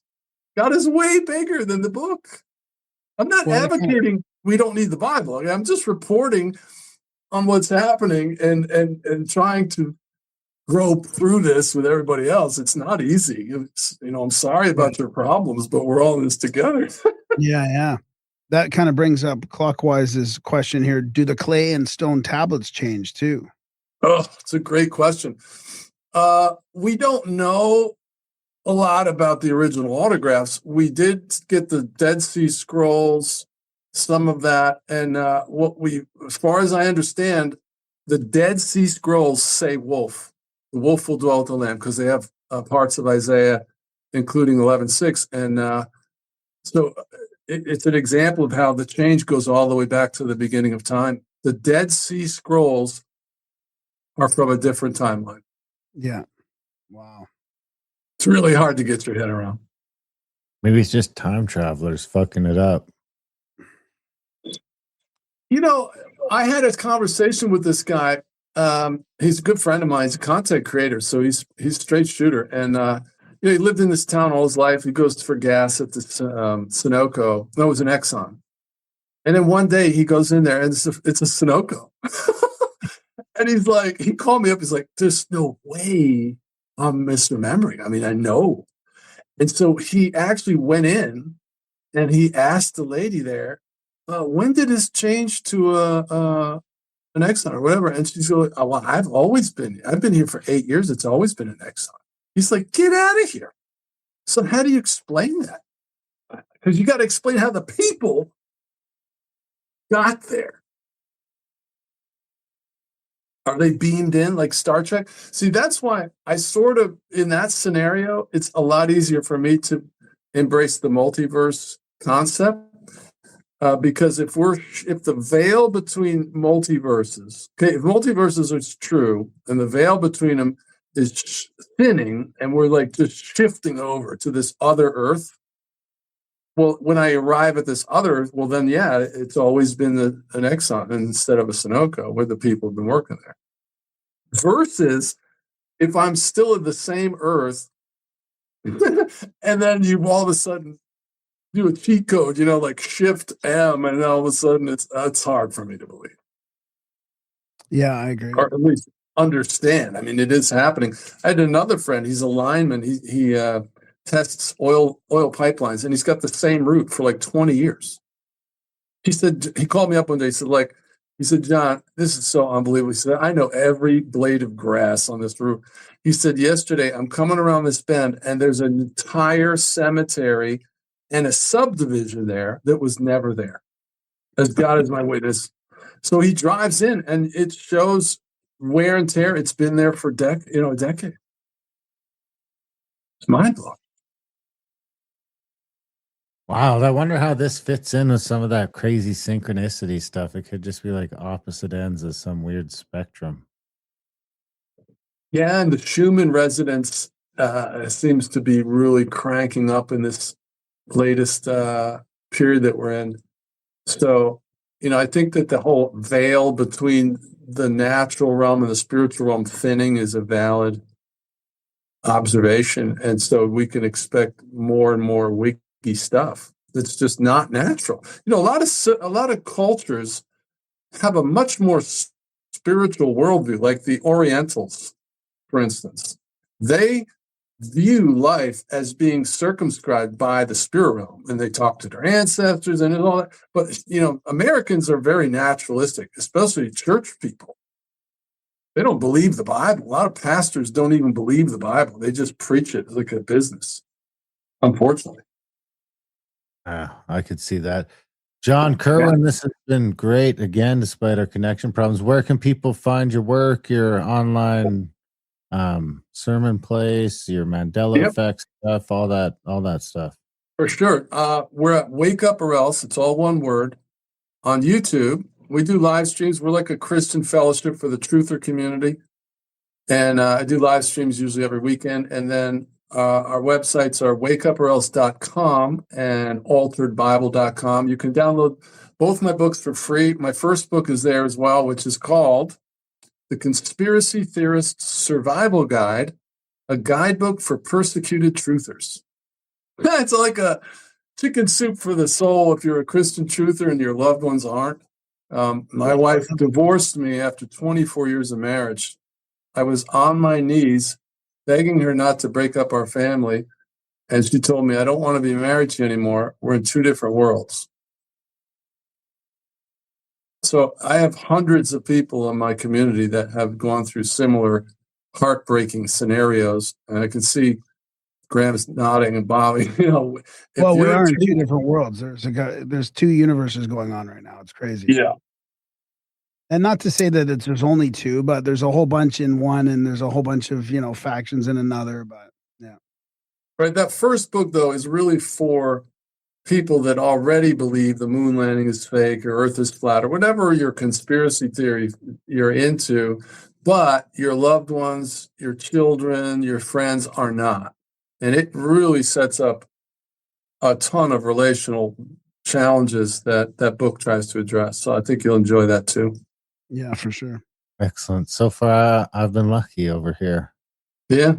No real hang-ups yet, but... Well, your wife's deeper than you and all this. Some of it, yeah. Wow, you are lucky, man. That's really uncommon. For two truthers, that's not common. Some of it, yeah. So we encourage everyone to check out the books. John, thanks for coming back on the show. Keep spreading. Appreciate it, guys. And come back anytime. Yeah, and we'll stay in touch for sure. Check out Bible Mandela Effect on YouTube because you guys probably... Hey, I will. Hey, Bible Mandela Effect, reach out so we can catch up. You guys probably have a lot to talk about. So. No doubt. Thanks, guys. Appreciate the interview. It was great. All right, thanks. Yep. And that was a chat with John Kirwin, Mandela Effect, and the Bible. What'd you think? Yeah, it's good. It's fascinating. Now I remember. That's what we had him on for last time was the conspiracy guide. Yeah, but we did address the Bible. We might have had him on twice before. I'm not sure. Honestly, it's the it's the additions of the weird stuff that seem more troubling than it's almost like the other stuff. The slight changes are more just to throw you off the scent of them adding the weird shit, Anyway, big thanks to John for coming on the show. Big thanks to you guys for listening. Of course, even bigger thanks to our nobles that support the show over at grimerica.ca/support. Where you can do that. Well, you can go from a shitty pleb to a noble and support the show, grimerica.ca/support. Sign up for a monthly, even $1 a month, or make a one-time donation. Check out Grimerica Outlawed for our other show. Contact at thecabin.com for trips and events, and adultbrain.ca for all the audiobooks, ebooks, and print books. AmericaCBD.com if you're into gummies and tinctures and that sort of stuff. Other than that, we love you guys.